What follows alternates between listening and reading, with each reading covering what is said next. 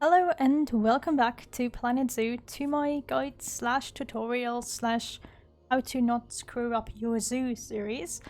Today we're going to look at the last topic that I haven't covered yet that I think is quite important, which is work zones and staff management. Now, I'm actually in one of my private zoos here. Hello, there we go. Which is sort of this, Asian inspired zoo. It's not that big, but it's big for my zoos. It's not finished, as you can see. But that's not why we're here. So, work zones. They're sort of the thing the game tells you about, but never really explains. And what work zones do is they assign staff to certain areas. So if you assign a veterinarian to 3 habitats, the veterinarian will only work in those 3 habitats. And that can be very helpful. So if we look in here, you'll see that I only have 1 work zone. Why? Because this is a sandbox zoo, and it doesn't really matter what you do in a sandbox zoo. However, we are going to be using this plan to quickly explain why this setup is a bad idea and what you should change. So first of all, you can tell that I have 8 habitats here, right? Most of them are pretty big. And what that means is that your zookeepers will actually take longer to clean them, to put food in there, all that. Also, this here is an African elephant habitat. These here are rhinos, I have tigers. Lots of animals that need a lot of care. So in that case, I would actually have 1 work zone for probably 3 habitats. I might do like 1 work zone here with these 3, and then 1 work zone here with these 3, and make these 2 a different work zone entirely, just habitat-wise. Of course, if you have exhibits, you want to take that into consideration as well. Why shouldn't you make work zones too big? The basic answer is that even if you add more staff, you're not going to decrease the walking distances, and you're losing a lot of time when your staff has to walk long distances. Like, if I had these 2 habitats and this one in the same work zone, my staff would always have to walk all the way between these 2, right? That would be a lot of time that they could use doing something useful. Okay, so how many members do you actually want in 1 work zone? Well, if you say that 1 work zone is 3 habitats or 4 habitats, sort of depends on your preferences, right? It'd probably be ideal having 2 zookeepers in there. Now, this depends on the habitat. Usually for elephants, for example, I like to just assign 1 separate zookeeper because they create a lot of mess. They need a lot of food. It's high maintenance. Whether they're trained or not doesn't really make a difference. Like, if you have a trained zookeeper, he's gonna work faster. They're gonna do their job better. But they still can't, you still need a second zookeeper because they need to rest, right? All your staff members will eventually go back to the staff center and rest. So only having 1 staff member in a work zone will mean that at some point there is no one working, essentially, and you want to avoid that if you can. So that means that we'd make a work zone with these 3 habitats, and we'd put 2 zookeepers in them. That would probably be fine. So what else is in that work zone? Well, obviously there's staff buildings, right? In my case, I only have staff buildings over here and over there, which is not ideal. But it does work if you want to do it that way. However, I would probably add more staff buildings over here. And then also another area for staff buildings. There's a river here, right? I would probably add another area for staff buildings around here, so that these habitats have staff buildings right next to them. These habitats have staff buildings close, and the same goes for these. You always want to make sure you have very, very short walking distances between the staff buildings and the habitats. Right, so what other things do you want to take into consideration? Obviously, your work zone is for more than just your zookeepers, right? So, if we go out of here, imagine that we have proper work zones here, yeah? And we go to our staff, you'll actually see that I do not have educators because this is an old file, but I do have 12 caretakers. And normally I would also split those up pretty evenly. With caretakers, I just look at the rough space and then, throw 2 or 3 caretakers out there. Once again, always have more than one. If they're low on energy, they will not be doing their job. They will be going to the break room. You won't be able to perform. So you can see I also have 12 zookeepers, even though I only have 8 habitats. Because most of them are actually busy right now or resting. So there's nothing wrong with having more zookeepers than habitats if you can afford it. Generally a good idea, if you can afford it. Now, mechanics, I only have 1 because I've research finished. If you have to research into your mechanic research, right, this here, you always want to have 1 mechanic that does the research and 1 mechanic that repairs barriers and facilities and all that. Because a mechanic can never do both at the same time. If you assign a mechanic to research, they'll be doing research. You don't assign them to research, they'll be repairing. What I usually do is I leave 1 or 2 mechanics free roaming, meaning I don't assign them a work zone. This means that if there is an issue in any of the work zones, they will instantly go there. Whereas if you have a mechanic assigned to a specific work zone, they will only work on repairing that work zone. If there's something wrong in the other work zone, they will not go there unless you specifically call for them. So that's why it's always good to have 1 just free roaming about. The same thing goes for vets, by the way. I usually have 1 vet that's free roaming in case anything happens, and then the rest of the vets will be doing research. Concerning the whole topic of vets and mechanics and doing research, you do need research buildings for that. You probably know those. Let me see if I can find them. Yeah. So this here is the mechanic research, right? And then somewhere else we have the vet research. These buildings can only hold a certain amount of people. In this case, 1. So you can only have 1 mechanic research in this workshop. If you want to have 2 mechanics within 1 work zone research, they will need 2 workshops. At the same time, if you don't have a workshop in your work zone, the mechanic assigned to that work zone cannot do research. So always keep those sort of things in mind. Make sure every work zone has a staff room, every work zone has a keeper hut, and every work zone has whatever specific buildings your staff will need.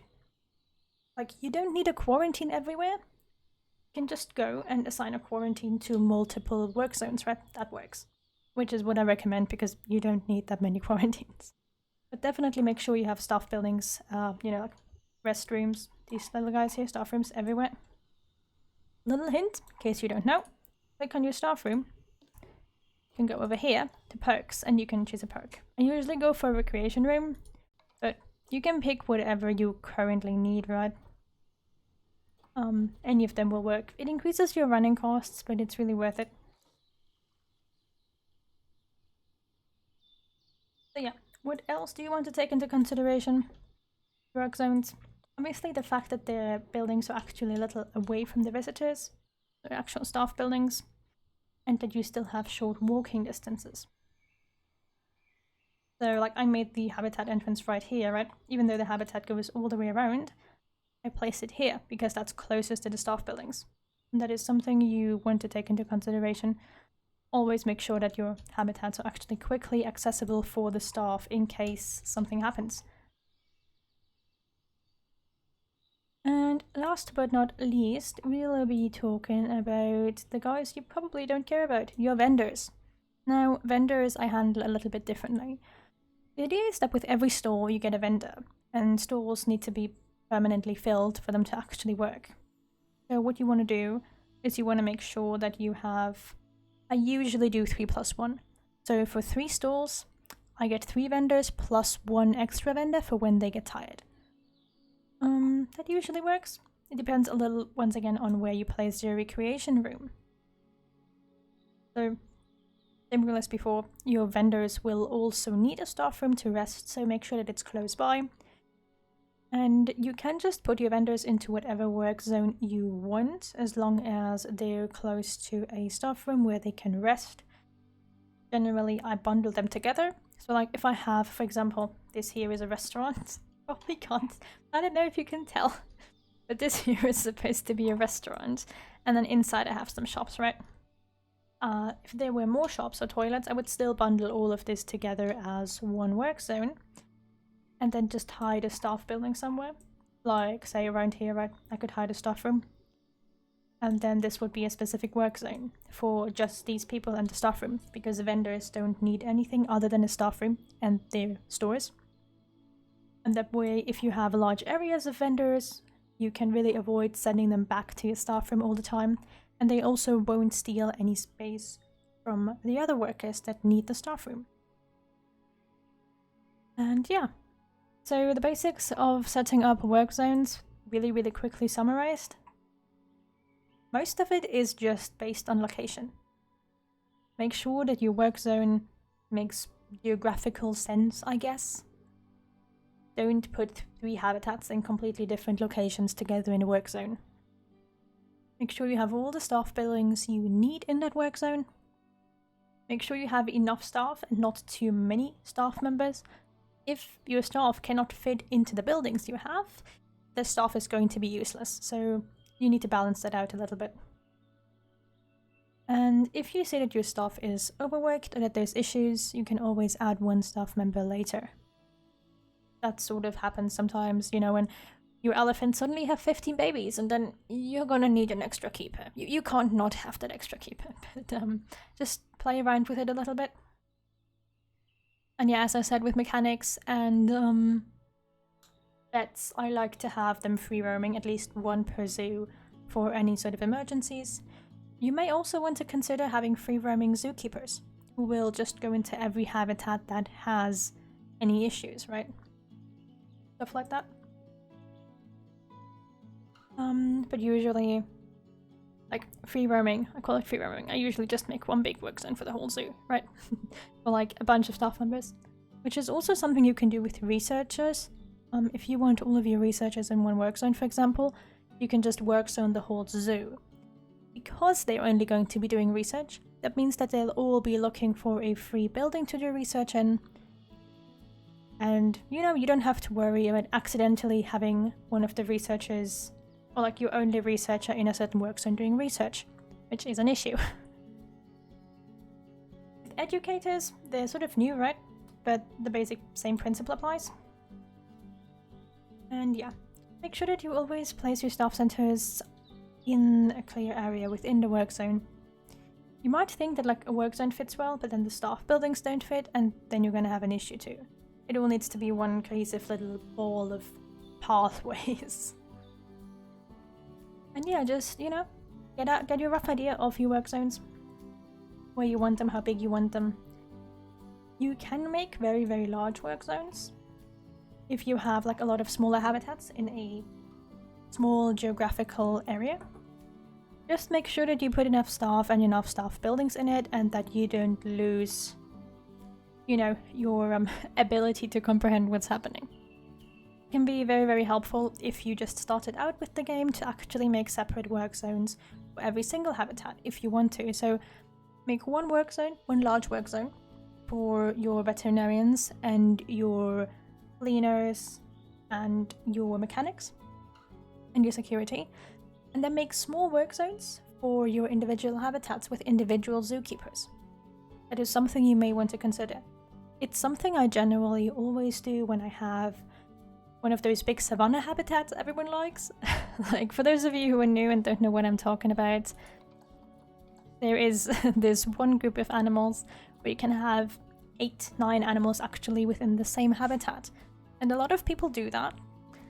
And well, you're gonna need more than 1 zookeeper for this mess. You're definitely gonna need more than 1 zookeeper. And at that point, I just give it its own staff area, its own work zone, with its own mechanic, its own vet, its own zookeepers, just to be safe. Because otherwise you're gonna have some issues with that area. So yeah, I hope that helps a little bit, in case you were confused about how to place and how to plan your work zones. I will be uploading a chapter, or like a guide, shortly, where I will be talking about a few different types of zoos and how to plan them, and that is of course also going to include some information on work zones. So, you know, if you want to hear about that, make sure you check out that video whenever it's going to be uploaded. I'd love to have a schedule, but I'm too stupid for that. And yeah, as always, I hope you enjoyed it, I hope it helped you a little bit, and I hope I'll see you again soon. Bye!